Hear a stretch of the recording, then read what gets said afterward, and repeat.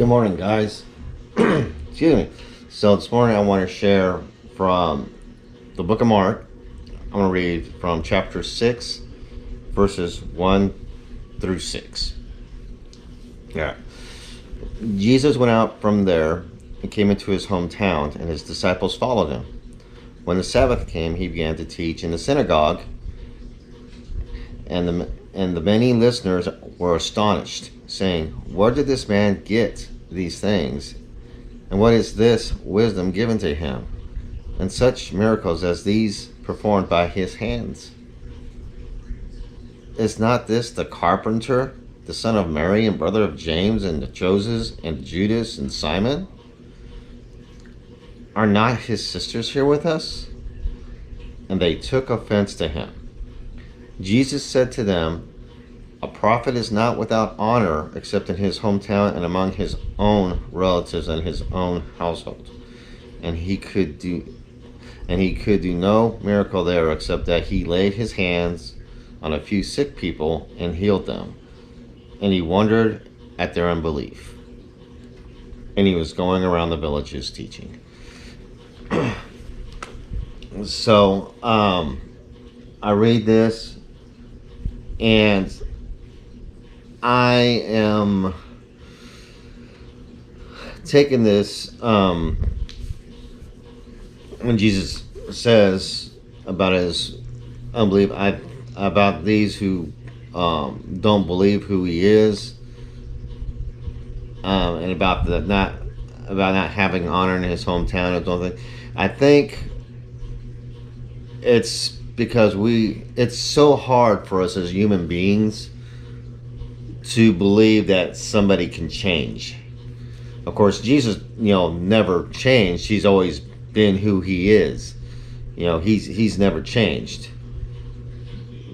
But while on this earth, the people in his hometown, they just saw him as Joseph and Mary's son who grew up, and his father was just a mere simple carpenter.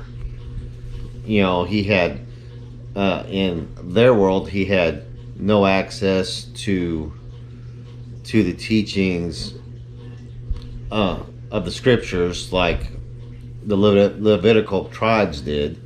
The Pharisees and the Sadducees and the scribes. Excuse me.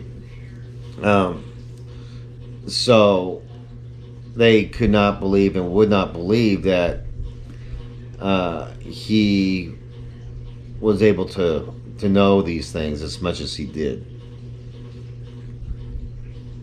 And I guess people, they think they know who you are because they've lived with you, they've seen you grow up all your life. And so when something miraculous happens to you and a change comes into you, and you are obviously showing this change of who you are because you accepted Jesus Christ in your heart, people don't believe it. They can't believe it because they know who you really are, is how they would put it. And I think that's why Jesus says what he said, because he knows the hearts of men. He knows how we think, he knows how we feel, he knows how we react. And part of that, because of the fact that he's all love, he shows it, he's proven it time and time again. He's great, he's got his grace, his mercy towards us, and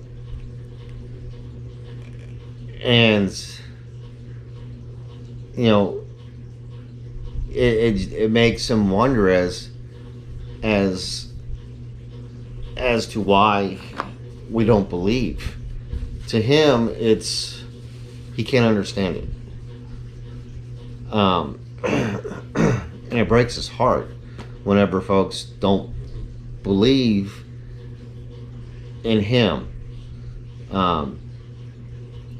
And so, like I said, as I read this here, I think that's why he said that a prophet is not without honor except in his hometown and among his own relatives and his own household, is I think he's illustrating to us our own human nature, and it's our own pride in us thinking we know who somebody is just because we've been around them and with them all their lives. It's that mindset of refusing to see a change, or refusing to see the ability of somebody to grow as a result of receiving Jesus Christ. And just bottom line, just flat out unbelief of who Christ was and is to come. And these folks who watched Jesus grow up, who knew Jesus' family, they allowed their concept of him to be so great that it completely blinded them of who he really is, and therefore refuse to believe that he was the Messiah.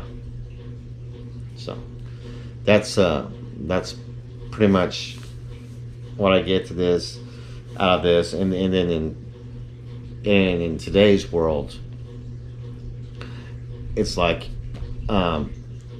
people who may have grown up in a broken home where the mother and father, has been in and out of jail, or in and out of being in trouble with the law all their lives, and the kid, doesn't grow up that way, and actually is completely different from their parents, but because of the family history, they refuse to see that child is going to be anything different than what their parents are. So that might be a better illustration of what I'm trying to say about what he's saying about the folks in his hometown of Nazareth refusing to see that Jesus is different, and that he's gifted, and that he's the Lord's son. And that there's no way that he could be anything more than a carpenter's son. So in light of that, we need to be wary about how we view an individual. Can't prejudge them because of who their family are, or because of where they live, or because of an area that they come from. That's not our call. I mean, Jesus Christ might call somebody from the worst family in your community to be the greatest evangelist for his purpose and for his word to be spread. We don't know the mind of Christ. We're given the mind of Christ when we accept Jesus Christ, but we still have to learn how to meditate on the Holy Spirit and allow the Holy Spirit, let him show us what Christ wants us to do. We need to learn how to listen, and we need to keep our eyes open. So with that, I love you guys. You have a blessed day, and we'll see you tomorrow. Bye.